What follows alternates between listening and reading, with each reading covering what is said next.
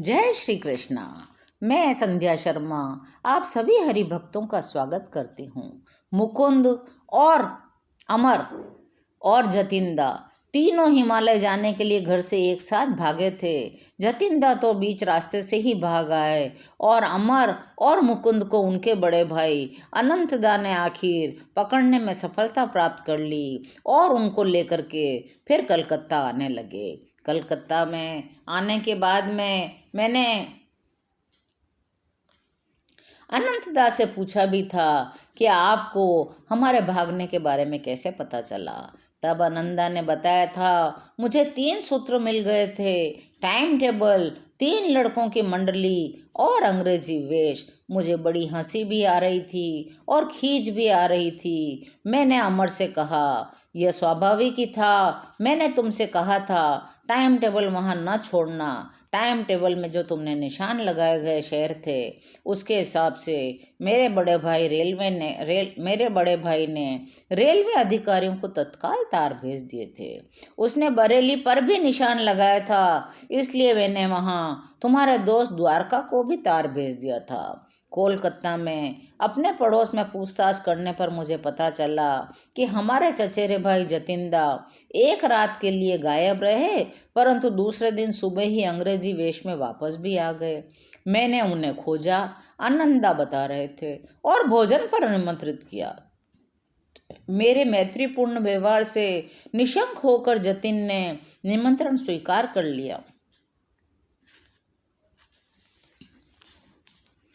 तब जतिंदा ने उन्हें बताया कि आध्यात्मिक भावना में, उत्साह में मैं भी उनके साथ हिमालय की ओर चल पड़ा था। वे कहने लगे, सिद्ध महात्माओं के दर्शनों के विचार ने मेरे अंतःकरण को प्रेरणा से भर दिया था। परंतु जब मुकुंद ने कहा, हिमालय की गुफाओं में जब हम समाधि में बैठ जाएंगे तब बाघ भी वशीभूत होकर हमारे इर्द गिर्द पालतू बिल्लियों की भांति बैठेंगे। यह सुनते ही मेरा सारा जोश ठंडा हो गया। मेरे माथे पर पसीने की बूंदें झलकने लगी। तब मैंने सोचा, तब क्या होगा यदि हमारे योग बल से हिंसक बाघों का स्वभाव नहीं बदल सका, तो क्या वे हमारे साथ घरेलू बिल्लियों का सा आचरण करेंगे। जतिंदा के अदृश्य हो जाने के कारण मेरा जो क्रोध था वह हंसी में बदल गया। उन्होंने मुझे जो संताप दिया था उसका सारा मूल्य रेलगाड़ी में मिले लोटपोट करने वाले स्पष्टीकरण से चुकता हो गया था। जतिंदा भी पुलिस की खातिरदारी से नहीं बचे थे, इस बात से मुझे कुछ संतोष अवश्य हुआ। अनंतदा, आप जन्मजात गुप्तचर हैं। मैं जतिंदा से कहूँगा कि मुझे खुशी है वे विश्वासघात के किसी उद्देश्य से नहीं, बल्कि केवल आत्मरक्षा की सतर्क सहज प्रवृत्ति से ही प्रेरित हुए थे। कलकत्ता में घर पहुंचने पर पिताजी ने मर्मस्पर्शी ढंग से अनुरोध किया, कम से कम उच्च विद्यालय की पढ़ाई तो पूरी कर लो, फिर तब तक मैं अपने पांवों पर अंकुश लगाऊं।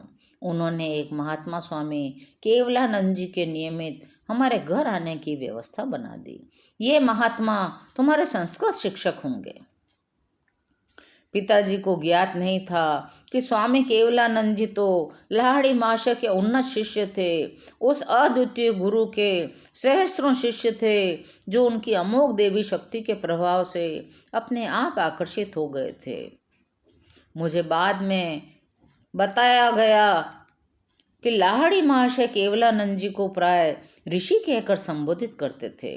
लंबे घुंघराले केश मेरे शिक्षक के सुंदर मुखमंडल की शोभा पा रहे थे। हम दोनों के सहवास के अनेक आनंदमय प्रहर गहरे क्रिया योग ध्यान में बीतते थे। केवलानंद जी प्राचीन शास्त्रों के सुप्रतिष्ठित पंडित थे। उनके इस अगाध ज्ञान के कारण ही उन्हें शास्त्री महाशय की उपाधि मिली थी। मैं सदा ताक में रहता, किस तरह नीरस व्याकरण से जान बचे, योग और लाहड़ी महाशय की चर्चा शुरू हो जाए। शिक्षक महोदय लाहड़ी महाशय के साथ बिताए हुए जीवन के बारे में बताने लगे कि वे 10 वर्ष तक लाहड़ी महाशय के पास रहे थे। बनारस में लाहड़ी महाशय का घर ही केवलानंद जी का रात्रिकालीन तीर्थ स्थान था। अब आगे केवलानंद जी बताने लगे कि गुरुदेव के एक दृष्टिपात से ही मेरे अंदर अजीब शांति खिल उठती थी। मैं उनकी सुगंध से भर जाता था। उनके साथ अनेकानेक दिनों तक एक शब्द भी बोले बिना रहना एक ऐसा अनुभव था जो मेरे संपूर्ण अस्तित्व को परिवर्तित कर देता। लाड़ी महाशय शास्त्रों के टीकाकार नहीं थे, वे सहज ही देवी पुस्तकालय में डुबकी लगा लेते थे। मैं अभी उन अवस्थाओं में प्रवेश करता हूँ और अपनी अनुभूतियाँ तुम्हें बताता हूँ। वे उन गुरुओं से बिल्कुल विपरीत थे जो शास्त्रों को कंठस्थ कर बिना किसी वास्तविक अनुभूति के अपनी कल्पना से ही उनका अर्थ बताते हैं। केवलानंद जी गुरुजी ने बताया, किसी बात पर आंख बंद कर विश्वास कर लेने की सलाह गुरुवर कभी नहीं देते थे। वे कहते थे शब्द खोखले हैं, ईश्वर की उपस्थिति के दृढ़ विश्वास को ध्यान में अपने परमानंदमय संपर्क से प्राप्त करो। तुम्हारा मार्गदर्शन करने के लिए जब मैं इस शरीर में नहीं रहूँगा तब भी इस यौगिक कुंजी का सामर्थ्य कम नहीं होगा। मैं स्वयं क्रिया योग को मानव के अभी तक स्वतः प्रयास द्वारा अनंत ईश्वर की खोज के लिए विकसित साधनों में सबसे अधिक प्रभावशाली मानता हूँ। केवलानंद जी बड़े ही उत्साहपूर्ण प्रमाण से अपने कथन का समाप्त करते हैं। एक दृष्टिहीन शिष्य रामू के लिए मैं बड़ा करुणा अनुभव करने लगा था। क्या उसकी आंखों की ज्योति कभी लौट कर नहीं आ सकती? वह इतनी श्रद्धा और निष्ठा से हमारे गुरुदेव लाड़ी माशे की सेवा कर रहा था। एक दिन मैंने रामू से पूछ लिया, रामू तुम कब से अंधे हो? जन्म से ही। मुझे कभी सूर्य दर्शन का सौभाग्य प्राप्त नहीं हुआ। केवलानंद जी ने कहा, मैंने रामू से कहा हमारे गुरु तुम्हारी सहायता कर सकते हैं, उनसे प्रार्थना तो करो। लाड़ी माशे के पास में बड़ा संकोच लेकर के रामू कुछ दिन बाद पहुंच गया और कहने लगा, गुरुदेव ब्रह्मांड को प्रकाश देने वाला ईश्वर आप में विद्यमान है। मैं आपसे प्रार्थना करता हूँ कि उसकी ज्योति मेरी आंखों को भी प्रदान करे। लाड़ी माशे बोले, पर रामू मेरे पास किसी को स्वस्थ करने की कोई शक्ति नहीं है। गुरुदेव आप में विराजमान अनंत ईश्वर मुझे स्वस्थ कर सकते हैं। रामू ईश्वर की कोई सीमा नहीं, वह तारों को चमक देता है, कोशिकाओं में रहस्यमय प्राण शक्ति संचारित करता है, वह ही तुम्हारे नेत्रों को भी ज्योति प्रदान कर सकता है। इसके बाद लाड़ी माशे जी ने रामू के माथे पर दोनों भुवों के बीच स्पर्श किया। अपने मन को यहीं केंद्रित रखो। 7 दिन तक बारंबार राम नाम का जप करो। सूर्य का वैभव तुम्हारे लिए विशेष उषा काल का दृश्य प्रस्तुत करेगा। 1 सप्ताह के बाद में रामू ने प्रकृति के सुंदर रूप को प्रथम बार देखा। सर्वज्ञ गुरुदेव ने अपने शिष्य को राम नाम जपने का आदेश दिया, क्योंकि राम ही उनके इष्ट देवता थे। रामू के विश्वास ने भक्ति से जोती हुई जमीन का काम किया, जिसमें गुरुदेव का स्थायी रूप से स्वस्थ कर देने वाला शक्तिशाली बीज अंकुरित हो गया। केवलानंद जी ने क्षण भर मौन रहने के बाद गुरु के चरणों में एक और श्रद्धा सुमन अर्पित किया।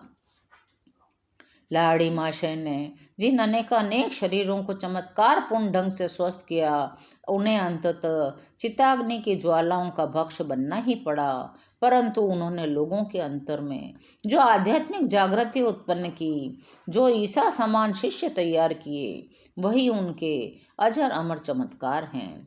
मुकुंद कहते हैं, मैं संस्कृत का विद्वान तो कभी नहीं बना, परंतु केवलानंद जी ने मुझे उससे भी दिव्य भाषा पढ़ा दी। आज की कथा यहीं विश्राम लेती है। शेष कथाएं अगले अंकों में। जय श्री कृष्ण।